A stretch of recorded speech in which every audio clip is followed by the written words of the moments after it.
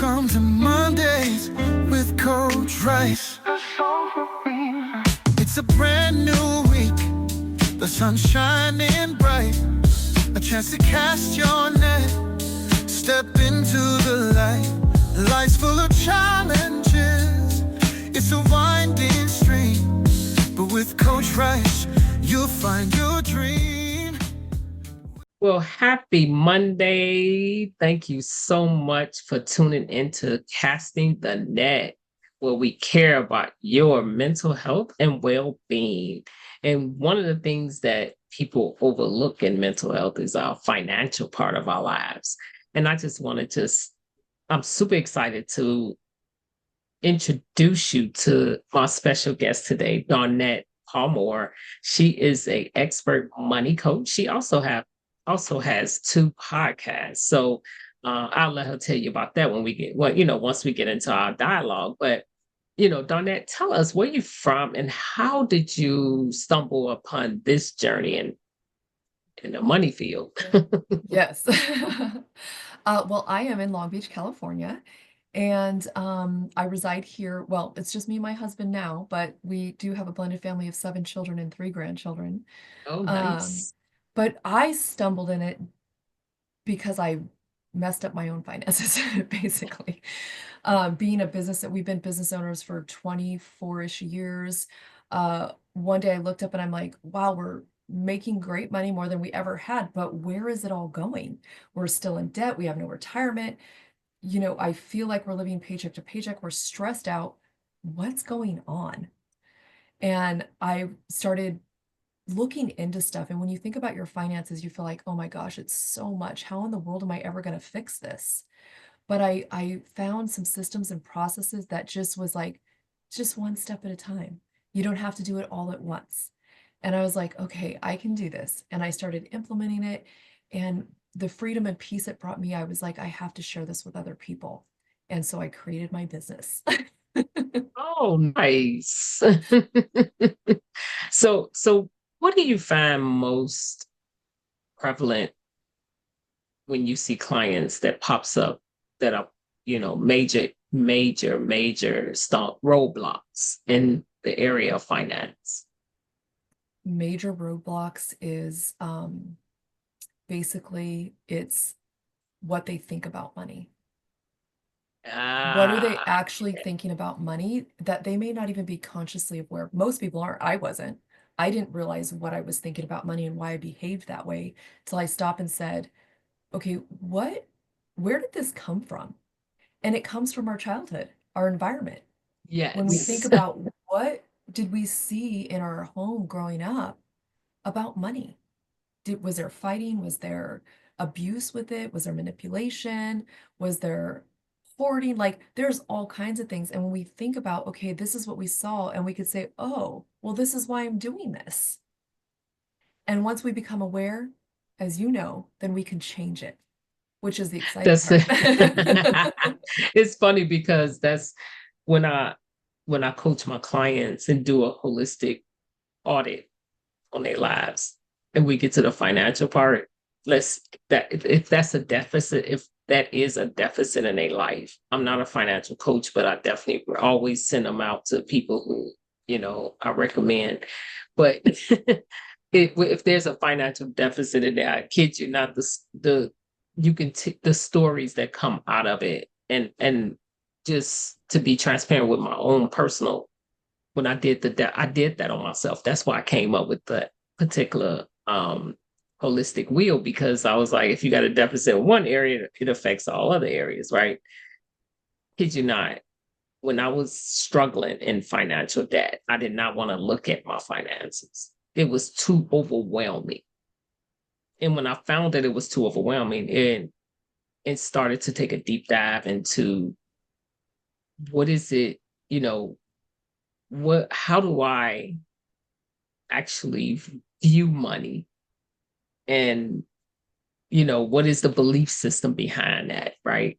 So when I was growing up, I found out that, my dad, I used to watch him go to the store, take me shopping and buy me the things that I needed. And he always used a credit card. And I watched him do it and I thought, oh, he's rich, you know. Yeah. Credit card looks rich. So you know, and I never understood that. I always thought credit card debt was like powerful. That it made I saw my dad as powerful. So therefore, if I have credit cards, I'm powerful. Yeah. And that's how I ended up in a cycle of debt. But anyway, so you're right about that. The way you see, you know, the way you view money is so key, right? And so, Absolutely. as a money coach, what type of tools do you use in your practice to teach others? Yeah. So one is obviously mindset, right? We have to get that going. But before you can even touch that, they just want to see that something's going to work. So we have to take a look at where their money is going. Where is your money going? Because if we don't know where it's going, we can't fix it. So we do have to look at it, which we know is scary and overwhelming. But once we do it, when we face that fear, we find out really it's not that scary. And even if it is, we've actually taken the first step towards taking our power back to be able to change it. So we look at those, where that money's going. We come up with a plan that's relevant to their life, based on their goals and values, not a cookie cutter system or somebody else's values or what they say is important, but what is important to you, and how can we change your behaviors and habits with money to Hmm. align with those goals and values so you can hit all the things that you want to hit. Do you find that people feel extremely vulnerable when they have to lay out their financial business? And how do you Yes. help them through that? So it is very vulnerable, right? It's like you're looking at someone's dirty laundry. Yeah. So how I help them overcome that is I actually have them send me their bank statements and credit card statements. And I go through it for them because I know that they're afraid, they're overwhelmed, and they're probably not going to do it because of that. So I do it for them. And then Hmm. together we look at it. So they're not alone. They're not, they have somebody partnering with them to look at their money and what it's been doing, to say, you know what, it's okay. You've just been doing what you were taught. Now Right. let's fix it. That's powerful. And so I'm sure you have to, let them know it's not judgmental Yes, environment, absolutely. because that's really where they feel vulnerable is they're going to judge me. They're going to think I'm not good enough. Yeah, and I'm sure you deal with that, right? I have never had someone say that to me, but I share my story. I was messed up with my finances. I did the wrong things. I didn't know any better either. But when I took a look at it, that's when I got my power back and I was able to change it. And, I never say anything that's judgmental. I never make them feel like they're being judged, but just like, okay, well, and if they come back and say, well, I did this, and it's like, all right, well, tell me how you feel about it. What led up to that? Let's talk through it. Wow. So, so what, who are like, do you have a certain age group? Who are your ideal clients? So my ideal clients are women. Okay. And I like to work with women who make good money, and that's really relevant to the person, right? But they feel like they're constantly broke, Okay. stressed, unashamed, they don't know where their money's going. Same thing I felt. They're stuck in like this survival mode, juggling bills, family responsibilities. Like, we wear all these hats as women, right? And Yes. they feel like no matter how much I earn or how much money we earn, it never feels like enough. Like, we're stuck in this hamster wheel. So of course, as we talk, they're avoiding looking at their bank accounts, they're feeling anxiety, they don't even want to talk about money. They're not talking about it with their significant other. And they're carrying this weight of silent financial chaos while they're trying to hold everything together, as we do Mm. as women, right? We like to look like we're holding it all together when inside we're actually dying. So I help them to break free from that cycle, right? Helping them understand where their money is going, shift the mindset that keeps them stuck, and create a simple plan that gives them their control and their power back. So that's who I help and how I help them. And it's, oh, so amazing. Yeah, it does feel so powerless when you in so much debt that you can't get out. Feel like you're just drowning. Uh, what do you do with those who are drowning and don't have enough resources? Yeah, those are hard conversations, right? Because there's only two ways to fix that. Cut expenses and or increase income. Right. And of course, mindset is huge and we don't even have enough time to go into that because you have a whole Right. podcast on mindset pretty much, right? Mental health. Um, but you know, you have to take a good look at things and remember that the most important things are feeding your family and keeping a roof over your head and keeping the lights on. Yes. The debtors are going to be okay. They have no problems keeping their lights on. They have no problems feeding their family. But you need to make sure that you put your family and your needs first. And then sometimes, yeah, you're not going to be able to pay the debt. You're going to have to just let the consequences be the consequences and come back to it later. And I like how you say you have to have that hard conversation, which is the mindset. You have to get, how did you get there? Is the biggest thing is how did you get there? It's not that you're there, it's how, right? The Yeah, roadmap that got you to that place is all about mindset. right, right. And we have to stop and look at that because sometimes when we think about it, and when you think about your journey with debt, you're just like, one day you woke up and there was like all this debt.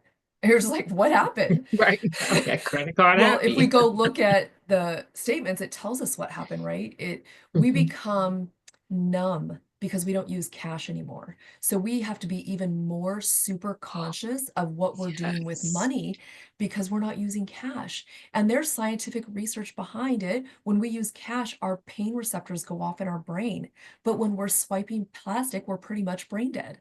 And when you think about it, you Oh are. my God. Thank you for saying. Thank you for saying. That's a mic drop right there. And now we don't even swipe, we tap. You're just like, bing. So, I mean, It that's is effortless and definitely a painless. different experience, right? Yeah. Yeah. That is so interesting because sometimes, I mean, I don't even like carrying cash, but at the same time, when I do have it, I am very conscious of how much I'm spending of it. You're right. Right. It's like almost like you don't even see it when you're dealing with credit cards or the Yeah. card, the debit Yeah. card. Whatever card. Your It could be a debit debit card, card you're like, too. wait a minute, I overspent. Yeah. And it costs you dearly to overspend, right? Because they have overdraft protection, which isn't protection. They're just charging you extra money to overdraft. And so it's better to just take the money out of your account and go to the grocery store with that amount on your budget, and you won't go over. Yeah. Because you don't have anywhere else to get the money from. Right. But if we can, I That know is we're so moving deep. into a society where, we're moving towards cards and a lot of people use cards. And because of this whole thing with COVID, nobody wants to touch money. There's all kinds of other psychological things going on with that. So that's why we have to be even more hyper conscious when we're using debit and credit cards of what we're spending and keeping track and having that relationship. We have to have a relationship with money. And I say, money is a horrible master but a wonderful slave. Mm, wow. Yeah. Elaborate on that. I like that. That is So powerful. yes, yes. So when we're not paying attention to our money, it does whatever it wants. It just is a master of us. We're a slave to it. Yes. We're working to pay the big man, as they say, right? Which are the credit card Slave to the lender. slave to the lenders. But when we take control of our money and we start telling money where to go, it just magically does it. It's like, okay, I love it. Let's work together and let's show them that we can use this and have peace and get things done. So you saying when you create a relationship with money, create it in a way that you're managing it. Yes, it puts you in control, it gives you your power back, and money will behave if you tell it to. Yes, it will. Yes, it will. So this is good. So what is your onboarding process when you take on clients? So of course we all have our initial conversation, right? Let me find out what is going on. Let me tell you how I can help you and see if we're a good fit, and then we can move forward. Then, like I said, I have them email me. I have a secure link, so don't worry, where they can email me their bank statements and credit card statements so I can go through them for them, find out what's happening, where the money's going. Then we come together for 2 hours. We come together for 2 hours. Okay, here's what's going on. It's great. Now what it is it that you want to do? Let's create that Okay. plan and see how we can, fit that in there. And then as time goes on, we can put in, bigger goals, bigger priorities, and things like that. The first thing we have to do is get control of that money and start looking at it differently and changing our habits with money so that we can start I say, let me show you how to do all the things. Oh, nice. Okay, okay, okay. And so what advice, if you could pick one thing to tell the audience that's so important, what would it be? If you had one opportunity to give them one piece of advice, what would it be? Above everything, money if your money's not right, the rest of your life isn't going to be right. It doesn't matter how much money you have or you don't have. It is like the root of all of our problems when you boil it down. So get right with your money, get control of your money, become aware of what you're doing with it so that you can change it and the habits into what you want. Good advice. Good advice. Do you now, as a money coach, do do you help them invest as well, or do you help them in what other avenues of where you help them with money? Yeah, so I am not a financial advisor, so I don't help them invest. Okay. Um, but if they're ready to do that, then I have people I can refer them to do that if they don't already have someone that they're working with. Okay. But I also started integrating life insurance and protecting our wealth and protecting our families. So Okay. that's something I can help them do. And I can also show them how to invest in life insurance to also build retirement because there's a ton of life insurance products that do a lot of things. Like I think it's index life insurance. There Uh is so much different life insurance. Yeah, so many vehicles now, and it's just amazing. And I would say 10 years ago, I was not a fan of permanent life insurance.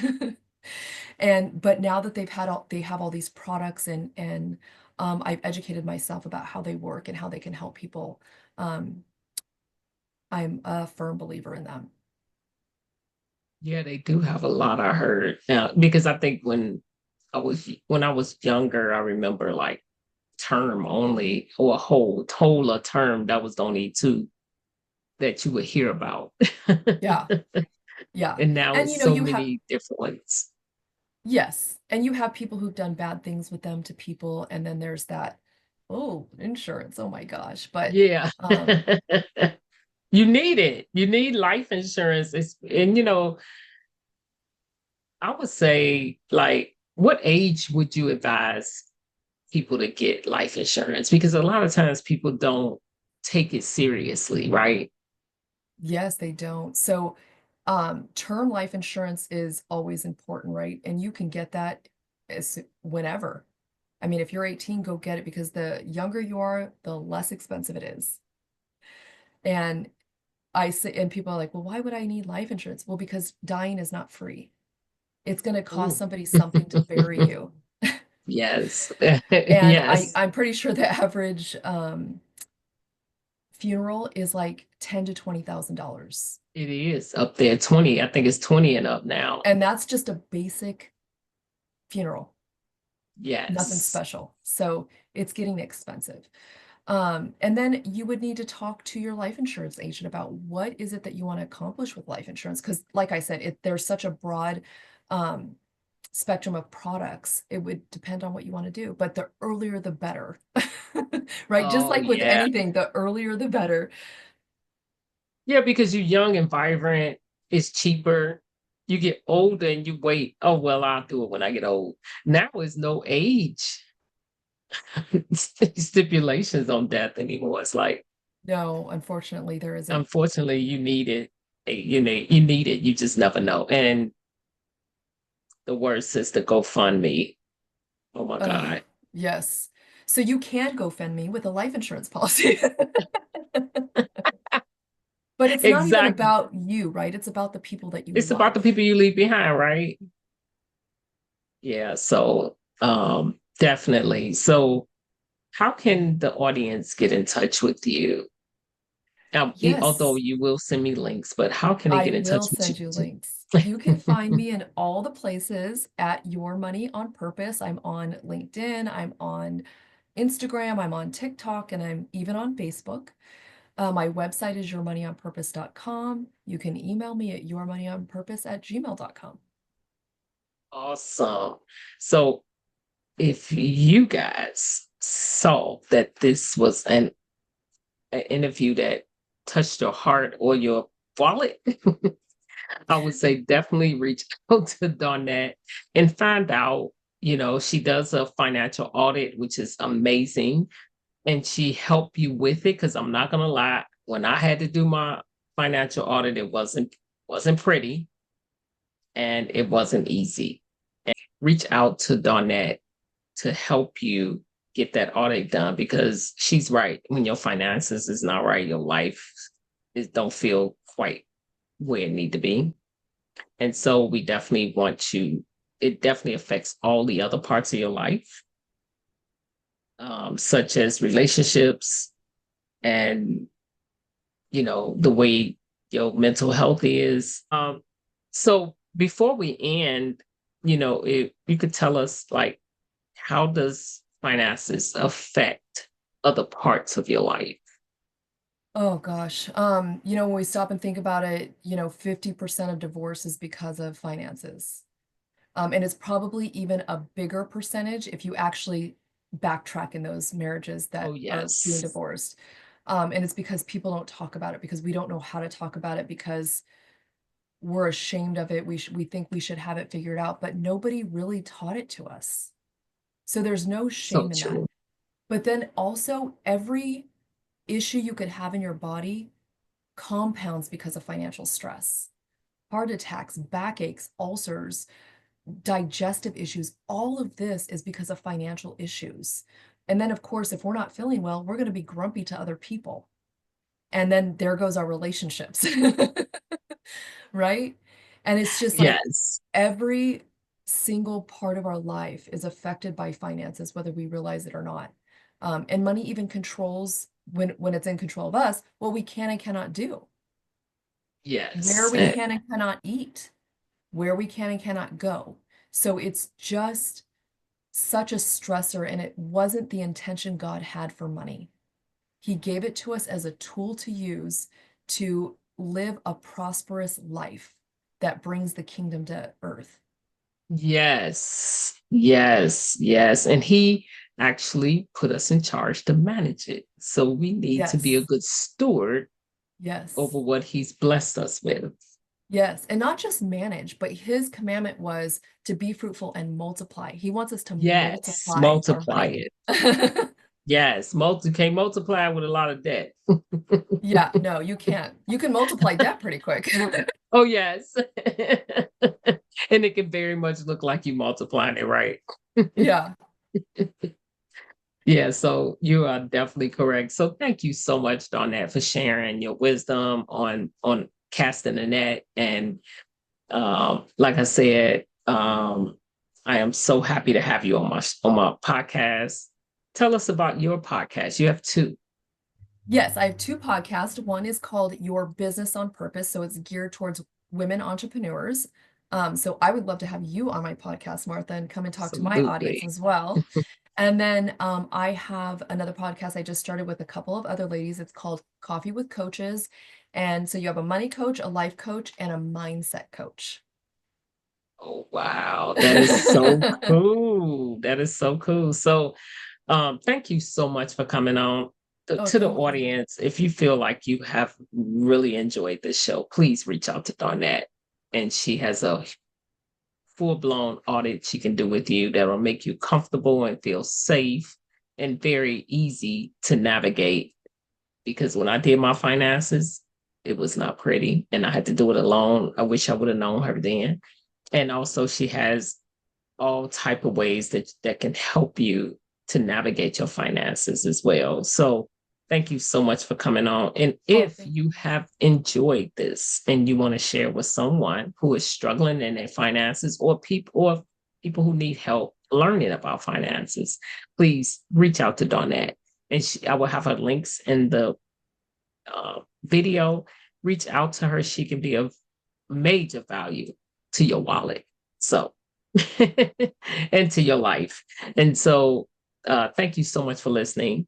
And please do share and subscribe, because I'm always bringing amazing people on the podcast. So I just want you to definitely share and subscribe.